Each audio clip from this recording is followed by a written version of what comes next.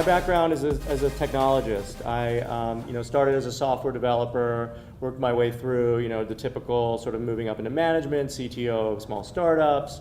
If you're familiar with the Chicago area, development director at Orbitz, head of software development at GoGo Wi-Fi. I haven't been there in a few years, so if you've used the Wi-Fi service and you're unhappy with it, I apologize, but I haven't been there in a while. And most recently was head of software development at TransUnion. So as you can imagine, for example, we had a 45 petabyte Hadoop environment at TransUnion. A lot of experience in both small and large data sets. I was at software companies doing CRM marketing, financial data analysis. So a lot of data, both big and small. I probably worked with almost every database technology that's out there, essentially. So what I want to talk to you guys about is how centralized and decentralized data are more or less secure. So that's the topic for this discussion. I think we all know this, but there are a lot of data breaches out there every single day, right? We're all reading about this all the time. I actually was speaking at another conference yesterday on data security, and literally as I'm speaking, my wife's texting me saying, hey, I just got a text from T-Mobile that says on August 20th there was a compromise of our data. What should we do? Literally while I'm on the stage talking there. So data is being hacked all the time. There have been massive data breaches this year, and they just keep on coming. If you're not familiar with companies like Exactus, I think we all know of Equifax. The reality is that certainly as a U.S. citizen, I would argue, and this is the same in certainly most European countries, your data's on the web. Your data's out there. Your information's out there. People can get it. So do the things you need to do, just on a personal note, to secure it as much as possible, or secure the services you use. I've personally had my SIM card hacked, I think very specifically because I'm in the crypto and blockchain community. They're coming after us all the time, basically.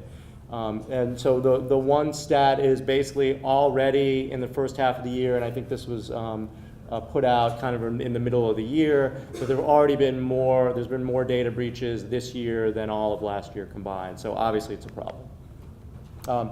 Why can't we stop it? So if you've worked in technology at all, or worked in technology areas at large companies especially, you know that the reality is that you have to stop every single hack, whereas the hackers only have to succeed once, right? And so that's a pretty significant dynamic. I was at a conference a few years ago and someone said that, and it's always resonated with me, and it's true, right?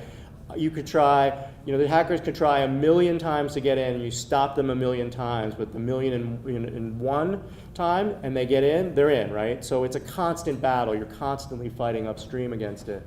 Systems are always in flux, especially again at these larger companies. They're always acquiring, they're launching new divisions, they're setting up new systems.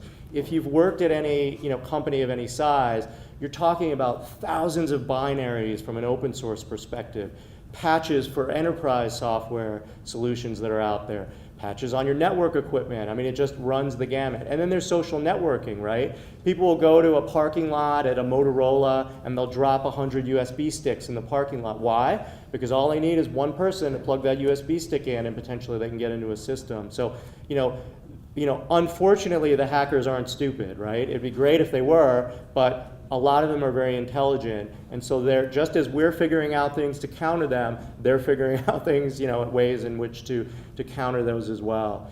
The data that you have, and the panel was great before to touch on this, that your data is not yours, right? It is at TransUnion, it is at Target, it is at all these companies. So essentially, as much as you want to be able to protect your data, the reality is that it's out of your hands to some degree. The best you can usually do is at least protect the information with things like maybe a LifeLock or 2FA protection on sites that are really important to you. But the reality is, again, that your data is so out there and so dispersed that they're going to find it at some point, and it's going to likely be out there. And then, as amazing as it is, data is often stored unencrypted, right? I mean, the panel before spoke about things like homomorphic encryption, which is really interesting technology that's coming, a lot of other things, but a lot of times your data is fundamentally stored in an unencrypted fashion somewhere within the walls of a lot of these companies. So why is centralization a problem? And again, fundamentally, I like to look at it from the standpoint of a hacker, right? If I'm a hacker, what do I want to do? I want to go after a company, especially larger companies, where I know they have very valuable data sets. And again, I know that all I have to do is find that one pinhole in that piece of paper, and if I can slide in, right, then I get the Holy Grail, I get access to it. If you know about the Equifax hack, for example, it was against an older library on a system rarely used in a country outside of the U.S. that was hacked. A system that they probably didn't pay as much attention to, and eventually the hackers figure out a way in. So the incentive for hackers is to find the gold, right? You want to break into Fort Knox. Why? Because Fort Knox has all the gold. You don't want to break into a system where a gold bar is at 1 million different places, and I have to go to 1 million of those different places in order to get it, right? So it's go where I can get the most valuable information available to me, and again, once I'm in, I have access to all of it. Hackers, again, centralized systems are simply too tempting for hackers, basically. It's just too great an opportunity for them. So I want to touch a little bit quickly on what does decentralization mean exactly when I get into sort of why I think it can make a big difference. So, again, if you're familiar with most database systems, most, technology platforms that a lot of these centralized systems use, it is all centered around a single point of entry. A lot of times it's one database platform, right? It's, everything stored in a very siloed, very vertically, scaled environment. The data is not distributed particularly well. So again, you get one in to that system, you've essentially got access to all of it. And fundamentally, a lot of the reason for that is because these systems are obviously used by applications by these companies, and those applications need access to all that information. And so there are user accounts that are basically give these applications full access, right? I mean, there are just a lot of ways to get information from these centralized systems. If you flip it, if you say, well, what about if I took that information and instead of storing it in a very centralized fashion in a centralized repository, and I instead spread it out, right? I shard it, if you will, and I create mechanisms in which I can take a large data set, and instead of storing it in one repository that's like this, I could store it across a lot of different repositories, and I spread that data out. And that provides interesting things for security, but also even scalability as well.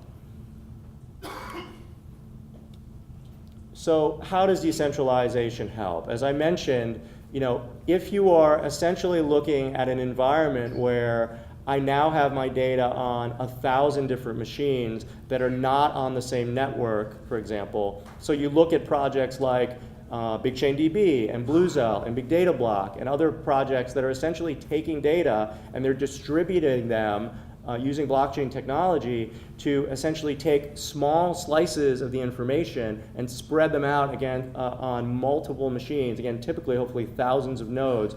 Those nodes are not connected to each other. They're not on the same network. Like literally, it could be one node could be me running a machine at my house. Another could be a number of nodes in a mining data center. Could be people running it all over the world. And these machines are not connected at all. So now, if I'm a hacker, right?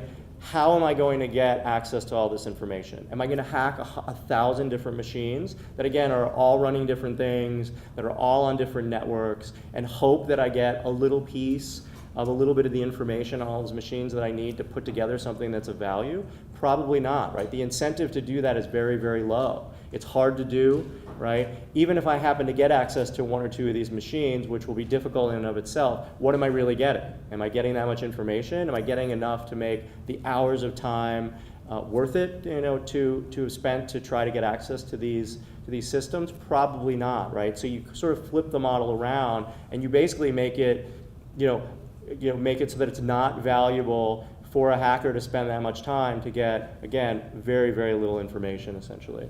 And you remove basically the Fort Knox or the Holy Grail aspect, right?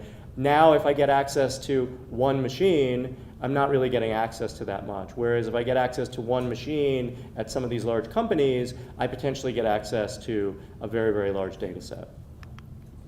So very quickly, just about us, and I won't do this too much. I don't want to do too much of the commercial, but essentially, we offer a platform to do big data and analytics processing on a distributed, decentralized, using distributed, decentralized blockchain and big data technologies, basically. So instead of running at a company's data center, instead of running at AWS, which still has a pretty significant cost, and also you have to have enough technology know-how in which to build that out, we actually can provide you a platform to run your analytics, run your processing, run your cleansing, and the rest of it on a truly distributed, decentralized network of machines, essentially running as data processors as part of our network. So I think there was actually a question on the last panel: how do we process all this information for AI? Well, you just come to the big data block and you'll be sent.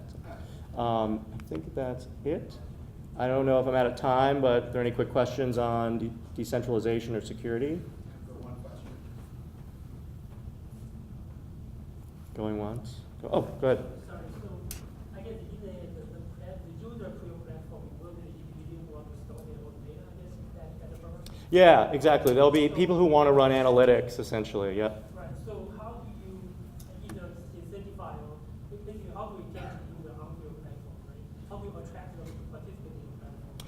Or how do you get their data onto your platform? Yeah, great question. So the incentivization is actually pretty easy. Again, as I mentioned, if you're a big company like some of the ones I've talked about, they have the money to spend on some of the great people in this room, right? Some of you great engineers or data scientists that are going to command a high salary, right? Or they have the ability to spin up these systems and spend money on enterprise Hadoop-based systems like a MapR or whatever it is.